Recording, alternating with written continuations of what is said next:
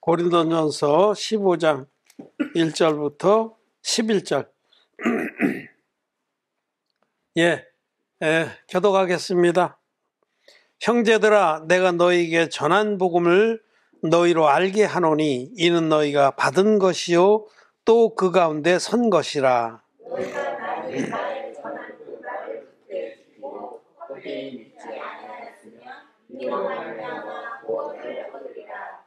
내가 받은 것을 먼저 너희에게 전하였노니 이는 성경대로 그리스도께서 우리 죄를 위하여 죽으시고 장차 기름과 되었다가 성경대로 사흘만에 다시 살아나사 게바에게 보이시고 후에 12 제자에게와 그 후에 500여 형제에게 지혜를 보이셨나니 그 중에 지금까지 태간이나 살아있고 어떤 이는 잠들었으며 그 후에 야고보에게 보이셨으며 그 후에 모든 사도에게와 맨 나중에 완성되지 못하여 난 자 같은 대개도 보이셨느니라.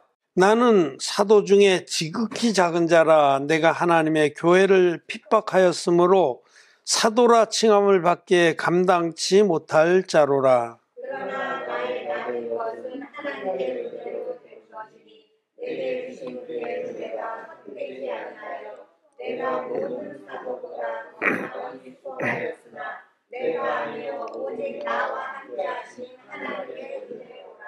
그러므로 내나 저희나 이같이 전파하며 너희도 이같이 믿었느니라. 아멘. 아이고 우리 성도 여러분, 정말 반갑습니다. 같이 모여서 예배를 드리니까 참 기쁘고 또 힘이 납니다. 이제 앞으로는 계속해서 모이겠습니다. 모여서 예배를 드리고 또 코로나로부터 우리를 지켜주십사 기도를 드립니다.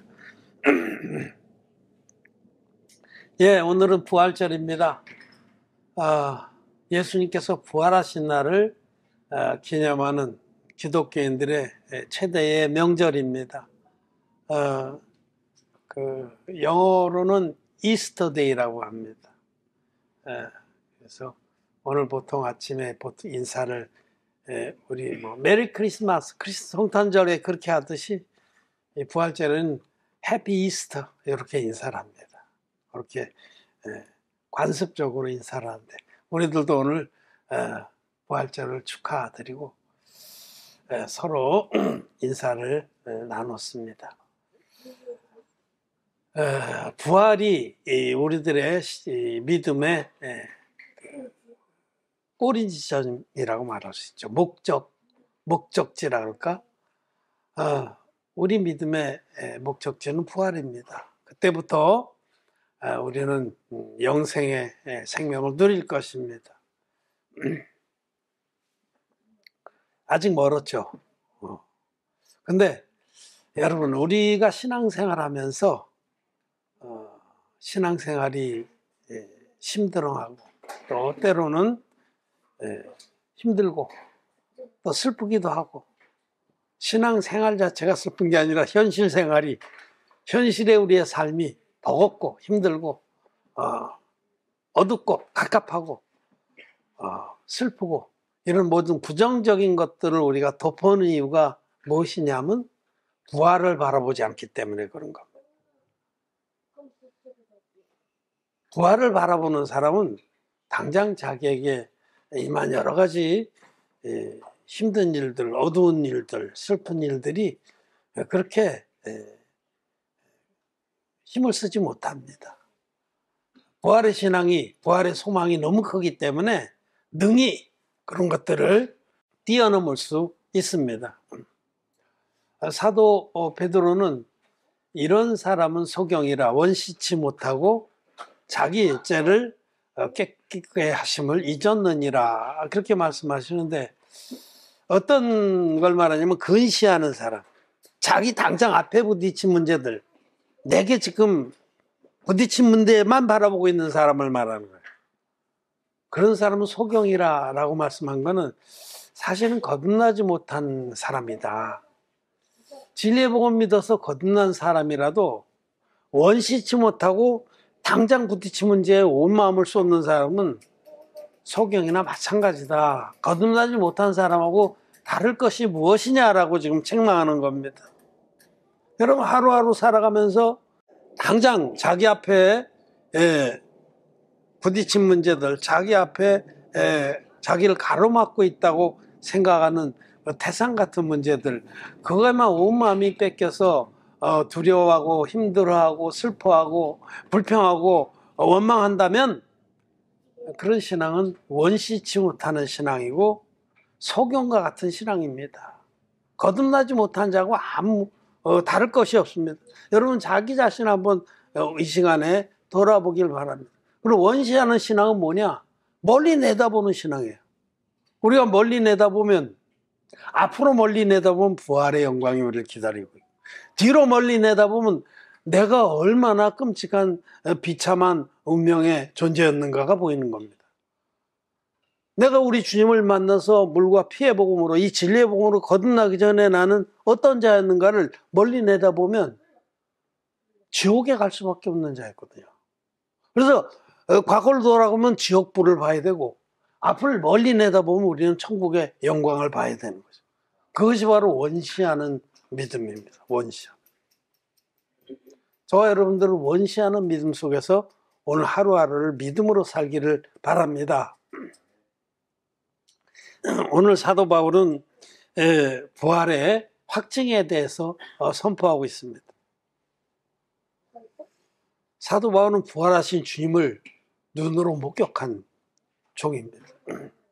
그러면서 예수 그리스도께서 성경대로 우리 죄를 위해서 죽으시고 성경대로 다시 살아나셨다라고 선포를 하면서 이 다시 살아나신 주님을 주님의 12 사도들, 하나는 죽었으니까 11 사도들과 또 많은 제자들과 갈릴리의 그 산에서 승천하실 때는 500여 명의 제자들이 함께 봤어요. 부활하신 주님을.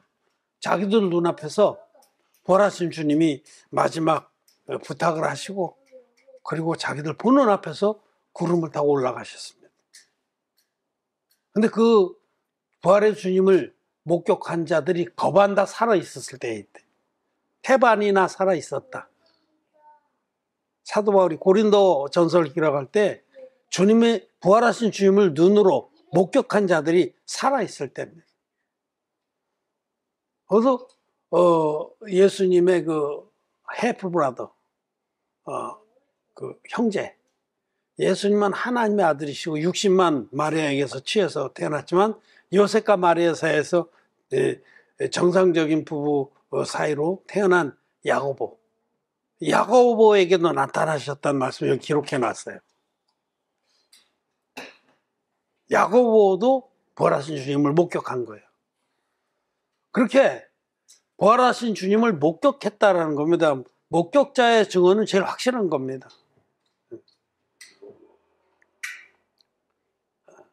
주님은 확실히 부활하셨습니다. 그리고 그 부활의 증거들을 이 성경에 다 기록해 놓았습니다. 우리는 간접적으로 이 기록된 부활의 증거를 보고 우리도 영적으로는 눈으로 보는 것 같이 주님의 부활을 보았습니다. 나와 여러분들은 이 사도들과 제자들처럼 말씀을 통해서 부활하신 주님을 본 자들이에요. 그래서 우리는 부활을 확신하고 부활의 소망 가운데 오늘 하루하루를 사는 겁니다. 근데 여기 우리가 주목할 것은 야고보에게와 7절에 그 후에 야고보에게 보이셨으며 그 후에 모든 사도에게와 맨 나중에 만삭이 되지 못하여 난 자 같은 내게도 보이셨느니라. 여러분, 야고보가 원래는 야고보가 믿음이 없었어요. 복음서를 보면 자기 형이죠. 어머니가 낳았으니까. 근데 사실은 하나님의 아들이신데 안 믿었어요.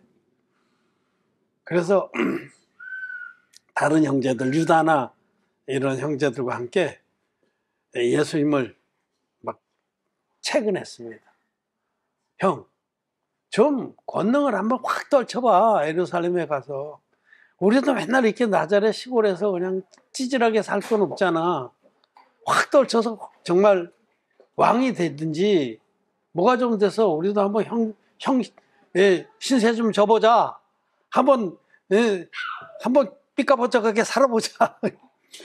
예수님을 자꾸 챙겨내서 야고보나 그 예수님의 반쪽 형제들은 예수님을 안 믿은 거예요. 그가 하나님의 아들이신 것과 그가 바로 자기들의 모든 죄를 없애러 오신 하나님의 어린 양이신 걸 안 믿었습니다. 그래서 그 6월절에 예수님 막 최근에서 예루살렘 올라가라고. 그래서 예수님은 나 안 올라간다 이렇게 대답하시고, 또 소문에 예수님이 귀신 들렸다, 바알제불에게 집혔다라는 소문이 갈릴리까지 들리니까 어머니를 충동해서 형제들이 다 떼거리러 왔고 예수님을 데려가려고 그랬어요. 그런 적도. 이 얘기는 야고보는 예수님을 안 믿었다는 거예요. 그런데 부활하신 주님을 만나고 나서 확 바뀐 거죠. 여러분, 부활의 목격자라야 그의 근본적인 믿음이 바뀌는 겁니다. 그래서 그 야고보가, 그렇게 믿음이 없어서 헤매던 야고보가 초대교회의 수장의 자리에까지 올라가서 귀한 그 야고보서의 말씀을 기록해주고 초대교회의 그 중심을 지켰어요. 사도행전이나 이런 말씀들도 야고보서라든지 보면은 그가 정말 균형 있게 교회의 지도자로서 중심을 지켰는데, 여기 그 원동력이 어디 있냐면 부활을 목격했다는 것입니다. 부활을 목격하고 나서야 우리 형 예수가 하나님의 아들이었구나. 그리고 그 예수님이 인간으로 육신을 입고 오신 예수님이 요단강에서 세례받을 때 내 모든 죄를 다 담당하시고 십자가에서 다 이뤘다고 외치시고 피 흘려 돌아가시기까지 나를 구원했구나 하는 이 복음이 확신이 된 겁니다. 부활의 목격. 사도 바울도 부활하신 예수님을 목격하고 확 바뀌었잖아요. 부활하신 예수님을 확신하지 않으면 믿음은 이론에 끝납니다. 부활하신 예수님을 확신할 때에 그의 믿음은 삶이 되고 그의 믿음은 확증이 돼서 능력과 성령과 큰 확신으로 부활을 증거하는 자가 되는 겁니다. 여러분, 복음은 예수님이 하나님의 아들이신데 육신을 입고 이 땅에 오셔서 세례와 십자가로 우리 모든 죄를 깨끗이 없앴다라는 이 물과 피의 복음입니다. 그런데 사실은 복음은 부활에까지 증거되어야 완성되는 겁니다. 복음은 예수님이 우리를 죄에서 온전히 구원했다라는 데서 끝나서는 사실은 온전한 복음의 완성은 아닙니다. 예수님께서 하나님의 아들이신데 흠없는 제물로 이 땅에 오셔서 성경대로 우리 죄를 위해서 죽으셨다라고 오늘 이 고린도전서 15장 3절에 내가 받은 것을 먼저 너희에게 전하였노니 성경대로 그리스도께서 우리 죄를 위해 죽으시고. 이때의 성경은 구약 성경입니다. 신약 성경이 복음서는 아직 쓰여지지도 않았을 때, 지금 이 서신서가 아마 한두 권, 바울의 서신서가 먼저 쓰여진 그때, 아직 신약 성경은 완성되려면 조금 더 있어야 돼요. 그래서 이 사도 바울이 특히 성경이라고 말한 것은 구약 성경을 말합니다. 구약의 모든 말씀들, 그 성경대로, 구약의 성경, 구약 성경대로 죄를 위해서 당신의 몸을 한 영원한 제물로 드렸다라는 것인데, 구약의 속죄제사에는 반드시 흠없는 제물과 안수와 피 흘림이 있어야 되는 겁니다. 이거는 must입니다. must. 이 중에 어떤 하나를 생략해도 되는 게 아니에요. 흠 없는 제물이 있어야 되는데 흠 있는 제물을 끌고 왔다. 불법 제사. 말라기 시대의 제사장들이 그런 제사를 많이 드렸어요. 백성들이 좋은 제물을 끌고 오면 바꿔치기 하는 거예요. 안수해서 죄를 넘기고 제사 드리는 척하다가 끌고선 가서는 좋은 거는 빼놓고 막 눈 먼 거, 저는 거, 헌대난 거 이런 거 내다 버려도 누구도 안 주워가는 이런 걸 갖다가 제사를 드렸어요. 횟집에 가면은 그 어항에서는 저놈 저걸로 주세요 하고 잘 골랐는데 이거를 그물로 갖고 들어가면 딴 거 나오는 수도 있었겠죠. 그런 거 있을 수 있어요, 여러분. 응? 딴 거 죽은 거. 어항에서 살다가 죽거든요. 물고기는 그 산산하게 잘 뒀다가 바꿔치기. 갖다 내버려야 될 거. 먹는 사람은 그건지 알고 말지만 까짜 먹는 거. 그렇듯이 말라기 시대에 타락한 제사장들 늘 그런 짓을 했단 말이에요. 흠 없는 제물이어야 되는데 흠 있는 제물로 막 제사드리. 불법입니다. 하나님이 받지 않으십니다. 둘째로는 그 제물에 죄인이 안수해서 반드시 죄를 넘겨야 됩니다. 반드시 안수할지니. 구약의 속죄 제사에는 반드시 안수할지니가 반복적으로 계속해서 나옵니다. 배속제의 제사에도 대제사장 아론이 백성 전체의 1년치제를 스케이프보트, 희생염소, 마지막 희생염소 머리에 안수를 해서 단번에 넘기지 않았어. 이 안수가 빠지면 불법입니다. 안수가 빠지면. 그래서 성경대로, 구약 성경대로 흠없는 제물과 안수와 이 제물의 죽음, 즉 죄를 안수로 짊어졌기 때문에 제물은 죽어야 되는 겁니다. 이와 같이 구약 성경에 기록된 법 그대로 예수 그리스도는 하나님의 아들이신데 흠없는 어린 양으로 오셔서 인류의 대표적인 세례요나의 안수의 방식으로 세례를 받아서 세상 모든 죄를 단번에 짊어지시고 십자가에 가셔서 피 흘리시고 다 이뤘다 하기까지 대속의 고난을 받아주심으로 우리를 전 인류를 죄에서 온전하게 구원하신 겁니다. 이것이 바로 성경대로 그리스도께서 우리 죄를 위하여 죽으셨다는 진리의 복음인데 이것에서 끝나는 건 아닙니다. 그렇게 돌아가셨다가 셋째 날에 안식 후 첫날 새벽에 우리 주님은 부활하신 겁니다. 이 부활은 주님이 당신의 몸으로 드려주신 한 영원한 제사가 합법적이고 하나님께서 받으셨다는 확증입니다. 주님이 부활하셨기 때문에 이 주님이 드려주신 한 영원한 제사가 온전히 성취되었다는 것이 확증된 겁니다. 예수님이 돌아가시고 끝이다 그러면 도대체 그 제사가 하나님께로 아버지께서 받으셨나 안 받으냐 확증이 안 되는 거예요. 여러분 어떤 죄인이 재판을 받고 감옥에 갇혔어요. 10년형을 받고 10년을 하치고 나왔어요. 그러면 그 죄는 끝난 겁니다. 나와야 끝나는 거예요. 우리 주님이 우리 인류의 죄를 세례로 다 담당하시고 그 죄 때문에 그 죄값을 갚기 위해서 대신 십자가에서 돌아가셨는데 돌아가셨다가 살아나셨다는 것은 우리의 모든 죄가 합법적으로 완전하게 끝났다. 도말되었다. 갚아졌다라는 확증입니다. 예수님이 부활하신 것은 우리가 죄와 상관없는 자가 되었다는 확증입니다. 부활하신 주님은 우리에게 또한 우리 죄가 없어졌다는 확증뿐만 아니라 너희도 부활할 수 있다, 부활한다라는 확증을 주신 겁니다. 예수님의 물과 피의 복음을 믿는 우리들은 이미 영이 부활했습니다. 영이. 우리 영은 죽은 영이 아니에요. 영은 전에는 죄 때문에 죽은 영이었었어요. 우리 영이 죽었었는데 이제는 산 영이 된 겁니다. 산 영. 영이 살아났어요. 우리 영은 이미 부활했습니다. 사망에서 생명으로 옮겼습니다. 이제 성경에서 말하는 이제 부활은 우리 몸의 부활을 말해요. 몸의 부활. 거듭난 의인들은 이미 영이 부활했어요. 부활한 영을 이 육체 안에 담고 있는데 우리가 이제 기다리는 것은 이 육체의 부활입니다. 이 썩을 몸, 이 육의 몸도 호련히 변화돼서 영의 몸으로, 영생한 몸으로 변화될 겁니다. 그것이 바로 부활입니다. 부활. 이 부활에 관해서는 이 고린도후서 전서 15장 맨 끝부분에 나와 있어요. 여기 몸의 부활에 대해서 35절부터 쭉 육체의 부활에 대해서 말씀하십니다.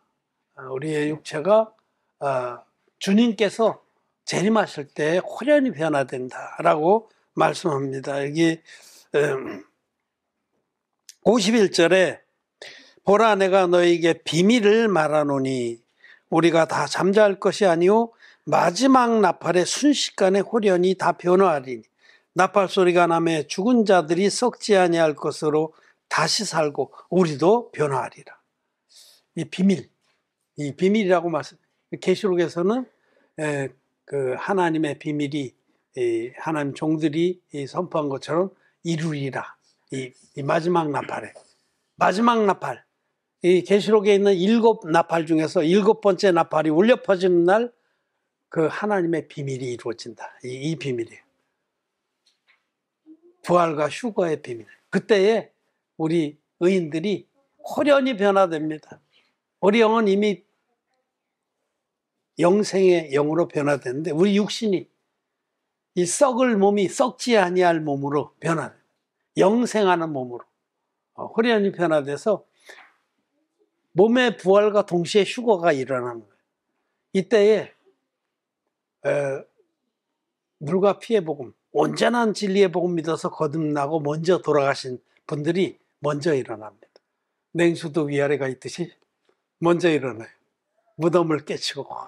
하나님의 전능하신 능력은요, 다 화장시켜서 뭐 강물에 뿌렸는데 어떻게 그걸 다 주워 맞춰서 하나님은 능치 못할 일이 없습니다. 아무 상관없습니다. 하나님 부활시키는 거예요. 우리는 다 추측하기는 어려워요. 그때 어떤 부활의 몸은 어떨까? 다만 여기 앞에 고린도전 15장에 씨 뿌리는 사람이 씨를 뿌리지만은 그 나는 것은 다른 것이 나지 않느냐 그렇게 말했듯이 분명히 그 씨가 이렇게 싹이 나서 이렇게 뭐가 됐는데 이 전혀 다르잖아요.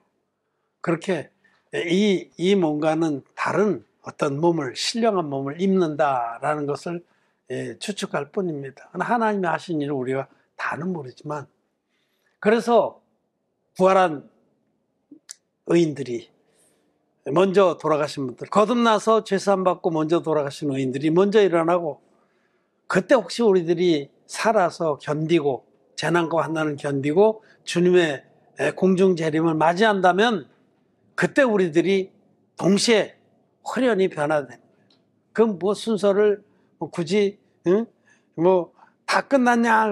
그럼 다 끝났습니까? 그럼 2차 이러기보다 사실은 거의 동시에 일어나는 거예요. 선배들이 먼저 확 부활하셔서 공중으로 끌어올려가는 동시에 우리도 호련히 변화돼서 공중으로 끌려 올라갈 겁니다. 주님이 공중에 1차 재림하시기 때문에 하늘을 가득 메운 영광의 군사들 천군 천사와 함께 주님이 권능을 쩔치면서 공중에 임하실 때에 의인들은 그때 그 엄청난 영광을 볼 겁니다. 하늘에서 7번째 나팔이 얼마나 크게 울려 퍼질 거예요. 그 트럼펫 소리를 나팔 소리를 듣는 순간에 의인들은 밖으로 뛰쳐나갈 겁니다. 이때다. 호련히 변화돼서 선배들이 먼저 올라가는 걸 보고 우리들도 뒤따라서 공중으로 끌어올려가서 주님을 만날 겁니다. 그것이 바로 부활과 휴거의 영광인데 부활과 휴거의 영광은 거듭난 의인들만 누리는 겁니다. 기독교인들은 해당 사항이 없습니다. 죄인들은 둘째 부활에 들어간 둘째 부활. 죄인들은 첫째 부활에는 지죽은 듯이 엎드려 있어야 됩니다. 아니 이거 뭐요? 우리도 예수님 믿었는데 이게 뭐예요? 왜 저들만 올라가? 그럴 수밖에 없죠. 죄가 있는 자들은 심판의 대상이고 첫째 부활의 대상은 못 되는 겁니다. 여기 고린도전서 15장에도 23절 24절 그러나 각각 자기 차례대로 되리니 먼저는 첫 열매인 그리스도요 다음에는 그리스도 강림하실 때 그에게 붙은 자요 그 후에는 나중이니 그 후에는 나중이니 여기가 바로 죄인들의 부활을 말합니다. 그러니까 부활은 예수님이 제일 먼저 하셨죠. 부활의 첫 열매가 되셨고 둘째는 주님이 공중 재림하실 때에 그때에 주님께 붙은 자 휴거 부활과 휴거의 영광을 누린 의인들 죄사함 받은 의인들만 흰옷을 입은 자들만 결코 정죄함이 없는 의인들 성경들의 복음을 믿어서 이 바울이 선포했던 또 모든 제자들도 이 복음을 선포한 거예요. 성경대로 그리스도께서 우리 죄를 위해서 죽으셨다. 성경대로 죽으셨다는 것은 세례와 십자가로 우리의 죄를 없앴다는 뜻입니다. 안수와 피 흘림으로 세례를 빼버린 반쪽짜리 복음은 성경대로의 복음이 아닙니다. 그거는 사단 마귀가 변질시켜 놓은 다른 복음입니다. 그 다른 복음을 믿어서는 결코 정죄함이 있습니다. 죄를 절대로 벗어버릴 수가 없어요. 내 죄가 주님께로 넘어간 증거의 말씀이 없는데 어떻게 의롭다 할 수 있겠어요? 그래서 기독교인들에게 당신 의인입니까? 하고 물으면 죄야 있죠.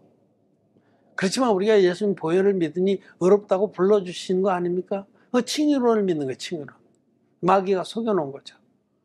기독교인들은 첫째 부활의 대상자가 아닙니다. 첫째 부활의 대상자는 의인들, 성경대로의 복음을 믿은 우리 의인들입니다. 그들은 호련히 변화돼서 죽게 붙을 겁니다. 지남철 사석이 새 근처에 가면 착각 붙듯이 우리 주님께서 공중에 영광을 떨치시면서 올 때 우리 의인들이 주님께로 착각 붙을 겁니다. 끌어올려져서 놀라운 능력으로 부활의 영광을 입고 신령한 몸으로 부활해서 공중으로 끌어올려갈 겁니다. 얼마나 멋있겠어요. 얼마나 황홀하겠어요. 아무것도 두려워하지 마십시오. 올라가서 떨어질까 봐. 거듭난 의인들만 첫째 부활의 대상이고 그 후에는 나중이니 둘째 부활에 들어가는 자는 누구냐? 죄인들은 다 둘째 부활입니다. 예수님 믿어도 마음에 죄가 있는 자들은 믿지 않는 자와 똑같은 겁니다. 다른 복음, 사단 마귀가 속여놓은 반쪽짜리 복음을 믿기 때문에 그런 자들은 부활의 첫째 부활과 휴거의 대상이 아닙니다. 사도 바울은 성경대로의 복음을 전했습니다. 그런데 성경대로의 복음을 그 다른 사도들도 그렇게 전했다라고 여기 말씀을 합니다. 이 사도 바울은 15장 3절 내가 받은 것을 먼저 너에게 전하여노니 사도 바울이 받은 예수님 부활하신 주님께로부터 받은 복음은 물과 피의 복음, 세례와 십자가의 복음, 성경대로의 복음, 구약 성경이 계시해 준 안수와 피 흘림의 복음이었다라고 말씀인데 여기 쭉 내려가면 11절에 그러므로 내나 저희나 이같이 전파하며 너희도 이같이 믿었니. 그 내나 저희나의 저희가 누구냐면 다른 사도들 말이에요. 사도뿐만 아니라 다른 사도들도 성경대로의 복음을 전했습니다. 지금같이 이렇게 반쪽짜리 복음 전하지 않았습니다. 원형의 복음을 전했다니. 원형의 복음, 세례와 십자가의 복음. 그래서 그들이 고린도인들도 믿어서 구원받은 자들도 있고 못 받은 자들, 온전히 믿지 않아서 못 받은 자들도 있었죠. 내나 저희나 다른 사도들도 온전한 이 원형의 복음을 전했습니다. 여러분 요한일서 5장 말씀 보세요. 사도 요한은 예수 그리스도를 물과 피로 임하신 자니 곧 예수 그리스도시라. 물로만 아니요 물과 피로 임하셨고 증거하는 이는 성령이시니 성령은 진리니라. 성령과 물과 피가 합하여 하나니라. 성령의 증거, 물의 증거, 피의 증거 다 있어야 온전한 복음이다라고 분명하게 선포해요. 성령의 증거는 뭐냐면 예수님은 하나님의 아들이시고 흠없는 어린 양이다. 물의 증거는 요단강 물에서 세례요한에게 받으신 세례로 인류의 모든 죄를 다 짊어지고 보라 세상 죄를 지고 가는 하나님의 어린 양이로다 하는 증거를 받으셨다. 그게 물의 증거입니다. 예수님의 세례로 우리의 죄가 예수님께 다 넘어갔다. 그것이 물의 증거. 피의 증거는 십자가에서 다 이뤘다 하기까지 흘린 피가 우리를 죄와 상관없는 자로 만들어주셨다. 이 세 가지 원형 복음의 요소가 다 있어야만 온전한 복음입니다. 진리의 복음입니다. 죄인을 의인으로 거듭나게 하는 능력의 복음입니다. 근데 이런 복음이 아니고 여기서 세례를 빼버리고 나머지로 구성한 복음은 사단 마귀의 복음이고 반쪽짜리 복음이고 결코 정죄함이 있는 복음입니다. 원형의 복음 믿는 자만이 그러므로 이제 그리스도 예수 안에 있는 자에게는 결코 정죄함이 없느냐 하는 그 은혜와 축복의 그 대상이 된 겁니다. 이와 같이 성경대로의 복음을 믿는 자만이 의인이 되고 거듭나서 의인이 되고 또 부활과 휴거의 영광을 잊게 된다라는 것입니다. 여러분 원시하십시오. 멀리 내다보십시오. 오늘 당장 이 순간 오늘 내 앞에 그 닥친 문제들에 짓눌려서 슬퍼하거나 노여하거나 원망하거나 불평하지 마십시오. 우리에게는 부활의 주님이 있습니다. 우리 주님 공중에 재림하실 날이 다가오고 있습니다. 우리는 그날을 바라보면서 원시하는 믿음을 가지시기를 바랍니다. 예수님께서 나는 부활이요 생명이니 나를 믿는 자는 죽어도 살겠고 살아서 나를 믿는 자는 영원히 죽지 아니하리라. 우리들이 그런 믿음을 가진 자들입니다. 우리는 죽어도 삽니다. 어떤 의미에서는 이 복음을 믿고 죽는 것이 복입니다. 자금이요로 주 안에서 자는 자는 복이 있도다. 주 안에서라는 것은 죄가 없는 의인이 되어서 이런 뜻이. 죄가 있는 자는 절대로 주님 안에 못 들어갑니다. 더럽고 추잡해서 예수님이 안 받아주십니다. 결코 정죄함이 없는 의인들만 그리스도 예수 안에 거할 수 있는데 자금 이후로 거듭난 자들은 사실 일찍 잠자면 좋은 겁니다. 그러나 또 남은 때에 세상 할 일이 많아서 험한 세상에 할 일이 많아서 우리를 부르신 주님의 뜻을 섬기다가 주님을 뵙는 것도 더 큰 영광입니다. 주님이 머지않아 오실 겁니다. 그때까지 우리는 원시하는 신앙을 가지고 멀리 내다보는 신앙을 가지고 이 주님이 기뻐하시는 영혼 구원의 사역에 힘쓰다가 주님을 만나게 되기를 바랍니다. 죽어도 살겠고 살아서 나를 믿는 자, 주님 오실 때까지 살아서 이 복음을 믿고 지킨 자는 영원히 죽지 아니하라. 죽음을 맛보지 않고 호련히 변화돼서 영생에 들어간다라고 약속하셨습니다. 우리 주님의 부활을 찬양하고 감사하고 주님께 존귀와 영광을 드립니다. 부활절을 감사하고 또 부활절을 축하합니다. 말씀을 마쳤습니다.